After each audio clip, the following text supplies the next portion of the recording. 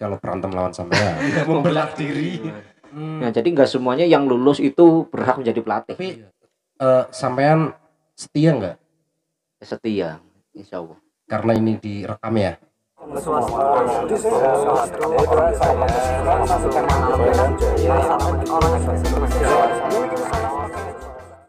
Assalamualaikum warahmatullahi wabarakatuh. Waalaikumsalam warahmatullahi wabarakatuh. Oke, sekarang saya mau podcast lagi, tapi menghadirkan seseorang yang berbeda, sangat berbeda dari yang podcast yang yang saya sudah undang lah gitu. Oh, udah berapa banyak yang udah? Yang saya undang nggak pernah saya hitung sih sebenarnya. Yang jelas itu lebih dari 2 lah. Oh, lebih dari 2. Iya. Nah, Ustadz ya, saya manggilnya Ustadz nggak apa-apa kan? Ya terserah. Iya, bisa nggak apa-apa. Sekarang gini Tad, di podcast saya itu tidak ada orang yang saya perkenalkan langsung Tad. Harus memperkenalkan diri. Iya, silakan Tad. Hadap ke kamera nggak apa-apa, suaranya biar agak jelas ya, diperbesar gitu ya Tad ya. Oh, oke. Oke, silakan. Ya, perkenalkan, nama saya Amiruddin Akmaluzaman. Iya. Panggilan akrabnya apa? Panggilan ya tergantung. Iya, tergantung apa? Tergantung yang manggil. Yang manggil siapa gitu? Kalau yang manggil Maha Kuasa nanti innalillahi. Almarhum. Tapi biasanya dipanggil apa? Paling sering tuh ya, dipanggilnya apa? Amir. Ustadz ya. Amir gitu ya. Ya terserah. Iya. Ada yang manggil sayang gitu? Ada enggak ya? Ada kayaknya. Ada kayaknya ada. Okay. Tapi udah menikah Tad? Ya belum. Oh belum. Bujangan dong. Oh bujang. Iya. Lanjutkan Tad. Tadi kan baru perkenalan nama. Ya. Ya lagi mungkin. Berarti meliputi apa lagi? Sambil ngadep kamera dong. Oh, nyerong kayak gini duduknya nyerong. Iya biar. Ini soalnya. Biar kantongnya jangan disia-siakan, jangan ditutupi. Ini lututnya nabrak nih soalnya. Makanya nyerong, kalau nyerong nggak nabrak. Iya. Ya, nama saya Amiruddin Akmaluzaman, biasa dipanggil Amir. Saya dari Pemalang, Moga. Kemudian untuk sekarang ini saya menetap di Bumi Jawa, Mentik. Tepatnya di Pondok Pesantren Tarbiyatul Thalibin. Pengasuh Al Habib Soleh Al-Atos. Itu. Iya. Ya, itu. Tapi dengar-dengar katanya sampean ini di pondok itu jadi itu ya, pelatih silat. Oh, iya. Kalau pelatih itu sebenarnya terlalu tinggi. Oh, berarti kalau sampean masih apa? Saya itu ya ibarat asisten pelatih itu.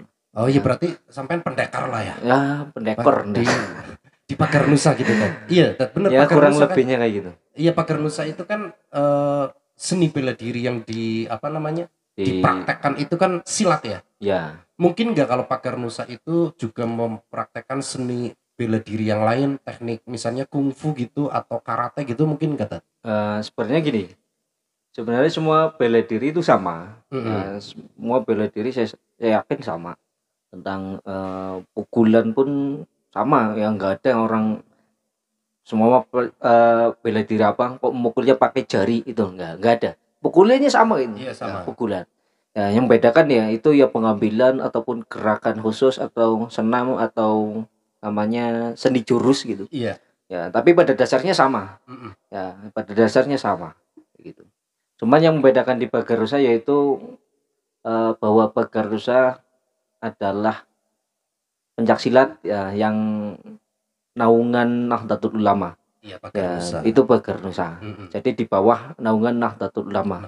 Nah, jadi Pagar ya NU. Jadi dulu pas berdirinya Pagar Nusa itu tujuannya yang pertama yaitu mewadahi pencaksilat yang aliran Nahdlatul Ulama. Jadi jangan heran ketika kita menjumpai ada Pagar Nusa Cimande, Pagar Nusa Sapu Jagat, Pagar Nusa Kasmi seumpama. Nah, itu memang fungsi dari Pagar Nusa itu adalah sebuah wadah yang mewadahi pencaksilat yang alirannya Nahdlatul Ulama. Jadi kayak gitu. Tapi kenapa waktu itu maksudnya yang dipilih adalah silat gitu loh? Kenapa bukan teknik bela diri yang lain?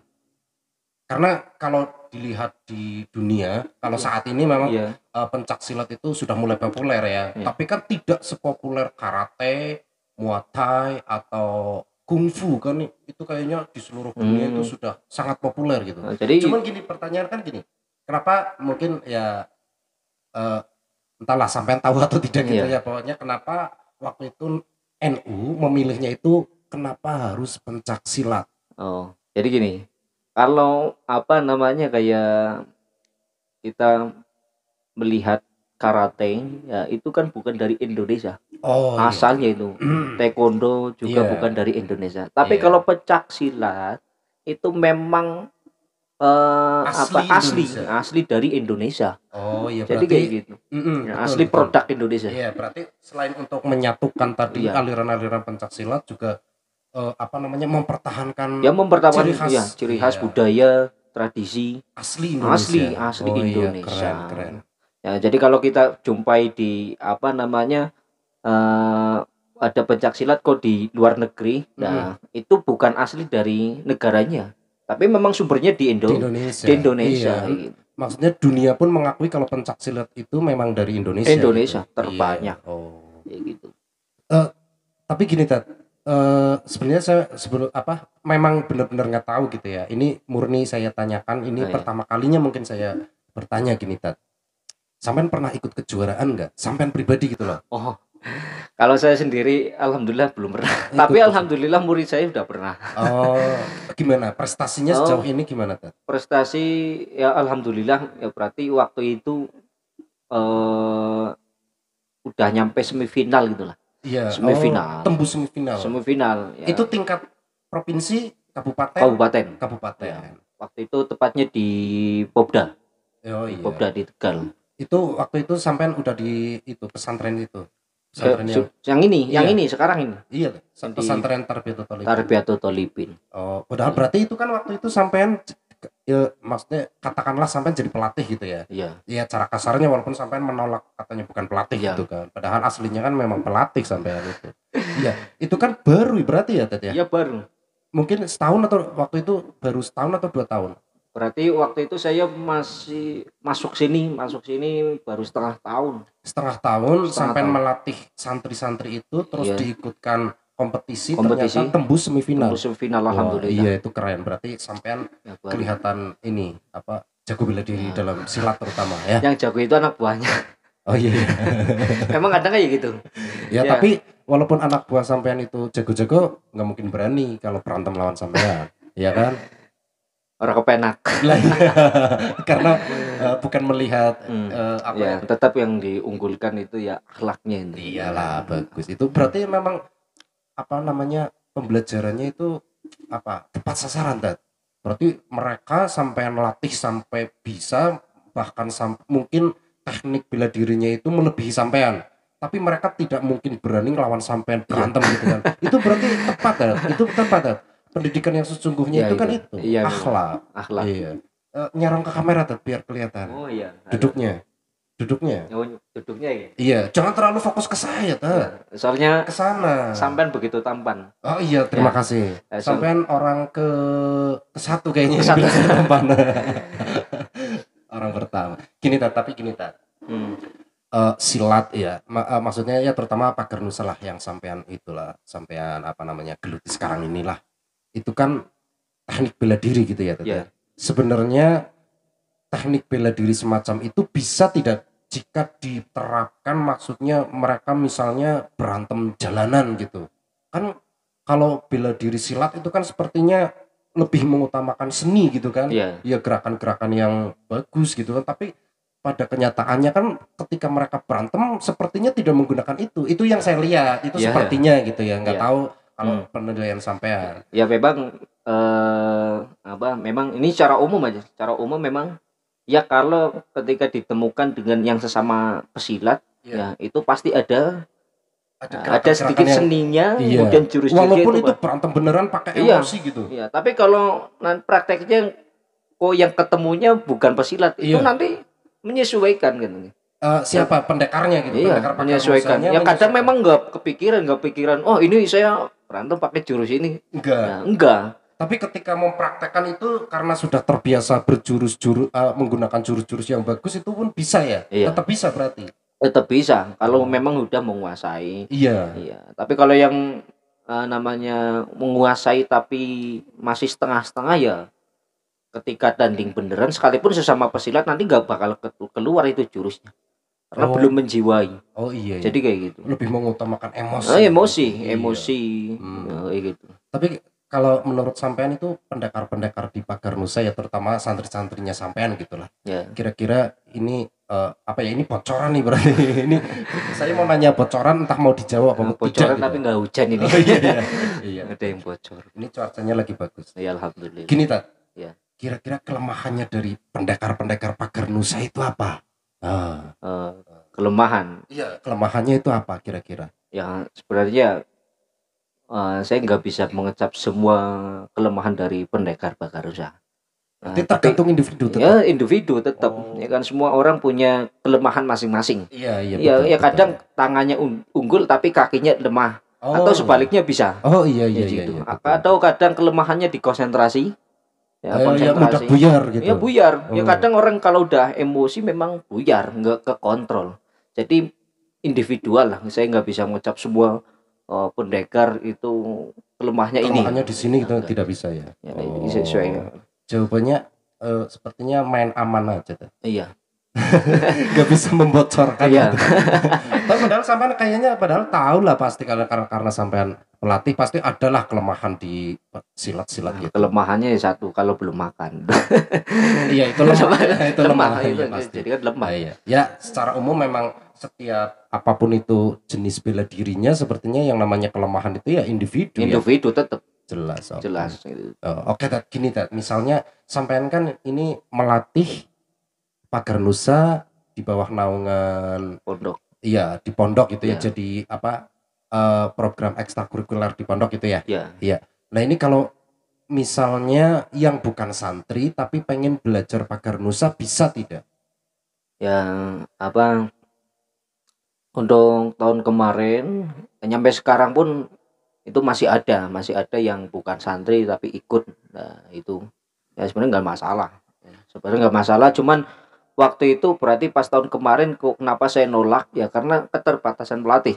Coba dibayangkan ini ya kan pas tahun kemarin ya, itu saya ngelatih anak sekitar 103. Persisnya itu 103 sendirian ya. Repot pasti. Ya repot ya Pak kan ya banyak teman-teman saya ngomong, kamu santri di sana santri Pagarnya ada berapa? Saya sekian. Nah, terus pelatihnya berapa? Saya sendirian. Edek-edek. Latihnya bagaimana ya? Iya makanya itu. Jadi padahal misalnya dari santri itu yang sampai latih itu kan 100 berapa tadi 3? 103. Itu pun dari tingkatan yang sama tapi. Yang beda-beda. Nah, itu yang bikin susah. Ya, yang bikin satu susah tingkatan kan bisa ya, satu materi gitu ya. Mungkin kan? Kalau 1000 tapi satu tingkatan insya Allah bisa. Iya, tapi ini macam-macam. Iya ya. Karena ada tingkat dasar, tingkat 1, tingkat 2, tingkat 4, tingkat ngabdi. Kemudian tapi sepertinya ketika melatih yang beda-beda itu kan jadi satu gitu, satu waktu. Kayaknya sampean mungkin punya ilmu yang bisa menggandakan diri gitu. Masing-masing membelah diri. Iya itu bisa jadi melatih. Ini tingkat 1, tingkat 2. Iya, tingkatannya pakai 1 2 3. Makanya dasar 1 2 3. Ada dasarnya. Dasar dulu. Ada dasar. Terus 1 2 3. Ya. Itu ditandainya dengan apa? Sabuk atau ya, sabuk beserta badge atau terkenal di sini pelet. Yang di ujung sabuknya itu kan ada bordil. Iya itu. Yang beda kan warna. Di warna tingkatan. Kalau yang putih itu tingkat 1, kemudian yang kuning tingkat 2, yang merah tingkat 3. Tapi kalau sabuknya warnanya warna hijau. Semua. Macam-macam. Lah iya itu makanya. Nah, jadi ada kalau di Pagar Nusa khususnya saya kan dari Brebes Selatan. Nah, jadi bergurunya di Brebes Selatan. Jadi ciri khasnya itu ada 3 macam warna. 3 macam warna, ada hijau, kemudian di tingkat. Kalau hijau itu untuk tingkat apa berarti? Tingkat hijau kecil ya. Hijau kecil itu untuk tingkat berarti tingkat 1, tingkat 2. Kalau dasar enggak pakai sabuk. Enggak pakai. Tapi pakai seragam. warna hitam. Warna hitam. Cuman nggak pakai sabuk. Nggak pakai sabuk. Nah, jadi setelah tingkat 1 pakai sabuk hijau tapi kecil. Yang kecil itu kan. Tipis lah, lebih tipis gitu. Ya. Iya. Nah, terus nanti menginjak di tingkat 4 itu pakai sabuk putih. Iya, berarti tingkat yang 1 itu yang sabuk hijau itu sampai tingkat 4. Sampai tingkat 3. Tingkat 3 pakai apa sabuknya warna? Yang sampai tingkat 3, kemudian nanti tingkat 4-nya yang ganti. Lah iya, baru ganti ya, ganti.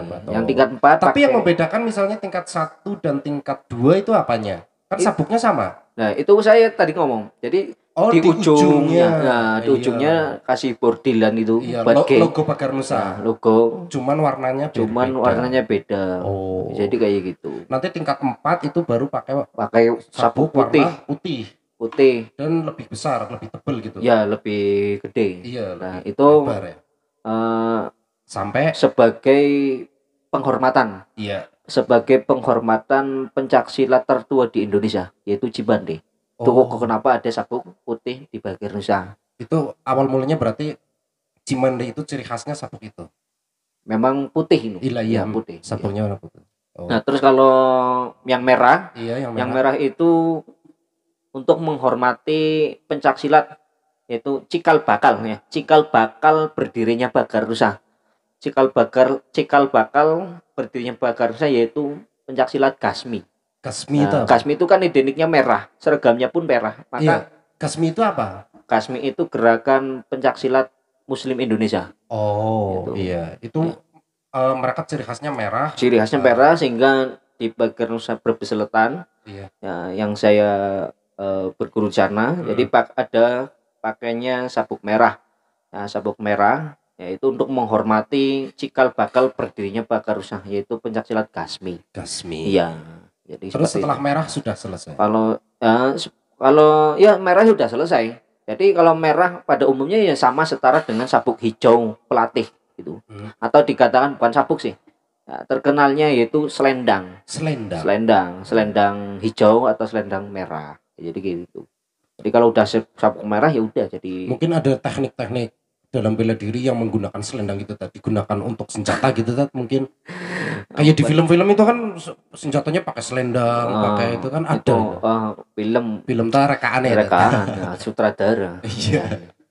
Lah kalau untuk jadi pelatih ada syaratnya enggak? Atau yang penting sudah pakai sabuk merah itu boleh melatih siapapun? Tetap ada. Nanti kan ketika udah lulus tetap ada nanti pelatihan-pelatih atau trainer. Jadi nanti dapat sertifikat sendiri, sertifikat pelatih. Nah, jadi nggak semuanya yang lulus itu berhak menjadi pelatih. Iya. Kalau sampean ada sertifikat pelatih? Ada. Ya berarti sampean memang pelatih bukan asisten tadi. Sukanya merendah sih gitu. Keren ya karena kesombongan itu hanya milik Allah. Iya, betul. Jadi kayak gitu. Iya. Sesuai dengan yang tertera di logo Pagar Nusa, itu la ghaliba illa billah, tidak ada kemenangan kecuali karena pertolongan Allah. Jadi kayak gitu. Makanya kita nggak boleh sombong. Betul. Berarti selain di Pagar Nusa itu pelatihannya kan mungkin selain diajari teknik juga diajari karakter ya. Karakter, kemudian olah batin juga. Olah batin itu gimana? Ya, olah batin jadi kayak berarti mengolah tenaga dalam, kemudian menggunakan tenaga dalam untuk membela diri gitu kan. Iya gitu kan, apa gimana? Saya nggak tahu. Misalnya gini, saya menggunakan tenaga dalam, saya pukul dari jauh nih gelas ini, bisa pecah gitu kan? Bisa. Iya bisa. Bisa. Wow, sampean bisa juga kayak gitu. Saya nggak bisa. Saya nggak bisa. Kirain bisa nggak apa-apa. Nggak bisa. Berarti ada olah itu tenaga dalam gitu. Ada, kemudian ada juga jurus di luar kesadaran lah, ya. Luar bawah sadar. Mistis. Ya, seperti halnya kayak gitu. Iya, gaib lah gitu ya. Iya. Saya percaya gaib. Percaya. 100% saya percaya gaib. Alasannya apa? Ya, karena Allah juga katanya gaib. Iya. Enggak maksudnya sampean kok percaya hal gaib, yang buat sampean percaya itu apa? Gini sebenarnya saya pengalaman gaib itu nggak pernah misalnya melihat sesuatu hantu yang katanya hantu, kuntilanak, pocong itu saya nggak pernah tapi saya tetap percaya karena saya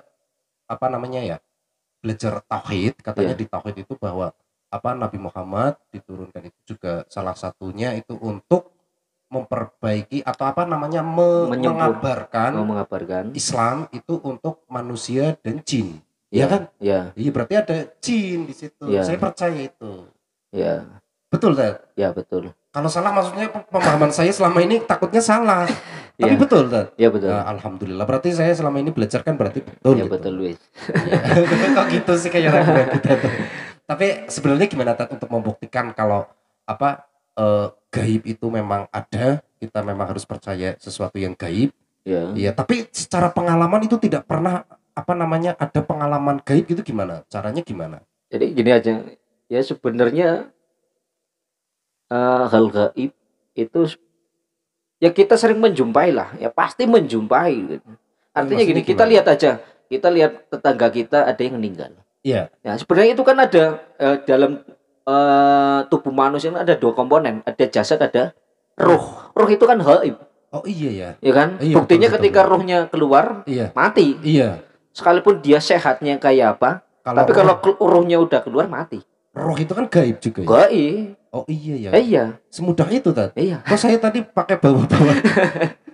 Iya. Ya, yang nyata tanpa kita melihat jin atau apa. Jadi yang benar-benar kita melihat sama manusia aja. Iya, betul. Itu ada 2, ada ruh, ada jasad. Oh iya. Nah, ruh kan gaib. Iya. Betul sekali. Betul. Ya, jadi kayak gitu. Ya, terima kasih. Pencerahan baru ini. Iya, betul. Iya. Saya jadi ikut ngaji karena gini. Ya, alhamdulillah. Nyarong kamera tadi sekali lagi saya ingatkan biar gantengnya kelihatan. Gini, Tad, ngomong-ngomong udah nikah belum? Tadi udah ditanya pertanyaan pertama itu. Pertanyaan pertama pada saat itu. Emang sampai jawabnya apa tadi? Saya belum. Belum menikah. Tapi udah ada calon. Ya, alhamdulillah, insyaallah ada. Sudah ada. Ada. Di mana calonnya? Ya, ada di mana-mana. Enggak, maksudnya gini, sampean sama calonnya itu apakah satu di pondok sama baru jadi pengajar gitu apa tidak? Dulu satu alma mater di pondok. Oh, dulu sampean sebelum jadi. Saya dulu di Pondok Pesantren Al-Hikmah 2 dulu. Sama-sama mondok di sana. Sama mondok. Tapi sekarang saya di sini, dia di sana. Masih di pondok? Di rumah. Ya, di rumah. Berarti LDR dong? LDR jarak jauh. Iya, LDR. Kayak tendangan. Tendangan jarak jauh. LDR gimana tuh rasanya LDR? Sampai lebih tahu daripada saya. Saya nggak pernah LDR. Saya nggak pernah LDR. Masa? Nggak pernah. Masa nggak pernah? Nggak pernah. Saya nggak dijelaskan itu. Iya. Gimana? Masalah gimana tuh? Kalau LDR tuh biasanya masalahnya apa? Ya kadang lebih sensitif gitu. Lebih sensitif. Curiga. Berarti sering ya kayak gitu ya? Rame dong ya? Sering lagi, udah makanan. Iya. Tapi baik-baik aja kan, nggak sampai yang gitu. Alhamdulillah. Saling percaya intinya. Saling percaya aja. Tapi sampean setia nggak? Setia, insya Allah. Karena ini direkam ya? Karena direkam. Kalau nggak direkam jawabannya apa? Tetap setia. Alhamdulillah. Keren. Iya. Setia ya, yang di sana pasangan LDR sampean juga sampean percaya di sana setia? Saya percaya. 100%? 200% malah. Keren ya, tegas sekali. Iya, jadi untuk bicara setia atau enggak itu ya sebenarnya sederhana ya, kita belajar setia. Ya, karena kita punya ibu, kita punya saudara perempuan. Iya. Ya, coba bayangkan kalau saudara perempuan kita atau disakiti gitu ya, ibu kita udah disakiti, diselingkuhi. Iya. Ya, nanti gimana rasanya kan? Iya. Ya kan? Jadi sederhananya gitu. Iya, kita belajar setia di situ. Kita punya saudara perempuan, kita punya ibu ya. Iya, berarti berkaca gitu. Ibaratnya itu berkaca diri sendiri lah. Kalau memang tidak mau disakiti ya jangan menyakiti. Iya. Sederhananya kayak gitu. Iya. Tapi udah ada rencana menikah, Tad? Insya Allah. Sudah ada belum? Sudah ada. Kapan, Tad? Kapan? Kan rencana nggak apa-apa. Kan? Ya semua kembali kersa dari yang di atas ya. Kersa dari Allah. Maksudnya bukan. Iya. Ya kersa dari Allah. Tapi rencananya tahun ini ya tahun depan insya Allah. Oh, tahun depan. Insya Allah. Ya, semoga itu ya lancar semuanya ya. Saya minta doanya aja. Iya, insya Allah. Ya kalaupun takutnya kalau keluar dari sini saya lupa untuk mendoakan, tapi mumpung di sini ya saya mendoakan semoga apapun yang terjadi itu nanti yang terbaik buat sampean dan pasangannya gitu ya. Iya, oke, keren. Keren. Terus ini mau bahas apa lagi? Ini kayaknya apa namanya ya? Ini kayaknya temanya melencat ini kan. Melencat gimana? Melencat tadi. Enggak ada. Bertanya ada rencana. Enggak, tanya seputar pencaksilat kok ujung-ujungnya kok ke masalah pribadi ya. Masalah. Ya, tapi enggak apa-apa. Ya, tapi enggak apa-apa. Ya, buat bumbu namanya. Iya, bumbu pembicaraan. Iya, berbagi. Maksudnya pengalaman gitu kan ya. Ya untuk saya sendiri kayak Anda kan udah berpengalaman, mungkin Anda bisa membagi pelajaran atau apa tentang saya membagi pengalaman tentang atau ada saran buat saya yang masih tentang apa? Ya tentang rumah tangga. Tentang masalah percintaan itu. Gini saran saya tuh gini aja. Sampean tetap setia itu aja udah hebat banget, itu sudah sangat hebat. Gitu. Iya, itu aja yang bisa saya sampaikan, karena benar kata sampean tadi, kalau tidak mau disakiti ya jangan nyakiti gitu. Simpel aja. Iya, jadi saya juga teringat itu apa yang diucapkan sama almarhum Kintus. Iya. Bupati Tegal dulu. Iya, Lupit. Iya, itu. Jadi di dalam ceramahnya itu beliau mengatakan ini. Jadi simpelnya gini. Kalau kita belum bisa berbuat baik, maka jangan berbuat jahat. Simpel sekali. Iya. Kalau kita belum bisa beramal, maka kita jangan merugikan orang lain. Lah kan sederhananya kalau kita nggak mau disakiti, maka kita jangan menyakiti. Udah itu simpel banget. Iya, oke. Jadi enak nih. Iya, oke. Ini kayaknya pembahasan kita perlu part 2 gitu. Part 2 itu. Iya, ini sudah nggak kerasa kan? Ini sudah. Ini udah jam berapa ini? Lah iya, ini nggak kerasa kan kita ngobrol-ngobrol kayak gini. Tapi udah itu loh. Lagian ini kalau saya bikin podcast durasinya kepanjangan nggak ada yang nonton nanti ya males ya. Saya juga kadang nonton di YouTube juga, ini kelamaan lah, males ya. Nah, iya kan, makanya ini udah nggak apa-apa ini. Nggak apa-apa wis, ini agak panjang tapi nggak apa-apa wis. Ini kan buat kenang-kenangan, maksudnya buat catatan kita di masa yang akan datang atau nanti di anak cucu kita. Betul sekali. Iya kan, bisa jadi kan. Ini mbah saya itu dulu ternyata udah mati. Ternyata mbak saya agresif ya dulu waktu muda gitu ya. Ternyata ganteng banget. Nah, iya, salah satunya itu. Yaudah, ini cukup dulu, kapan-kapan kita bahas. Oke, siap. Kita ngobrol lebih hot lah kita, yang lebih panas. Saya kayaknya sudah nemu banyak pertanyaan yang bisa membuat sampean nggak bisa jawab. Iya, saya pengen lihat itu. Sampean tadi saya tanya gini lancar aja. Tapi saya kayaknya udah ketemu kelemahan sampean. Yang penting jangan apa? Yang penting jangan pertanyaan bahasa Inggris atau matematika. Emang sampean nggak lemah di bahasa Inggris dan matematika? Bukan saya lemah, tapi saya terlalu tawadu di dalam ilmu itu. Terlalu apa? Saya sangat tawadu dalam dua ilmu itu. Tawadu maksudnya? Tawadu, saya nggak mau mengungkap. Sampai terlalu nasionalis. Karena sampai pendekar pagar Nusa yang mengusung tadi nasionalis, dan sampai juga nggak bisa bahasa Inggris walaupun aslinya bisa, tapi sampai lebih bangga menggunakan bahasa Indonesia. Bahasa Indonesia, setuju. Ya udah ya, aduh menarik sekali. Ya udah, terima kasih. Sampai jumpa di podcast saya yang lain. Udah pokoknya terima kasih ya. Sampai jumpa. Wassalamualaikum warahmatullahi wabarakatuh. Bye bye.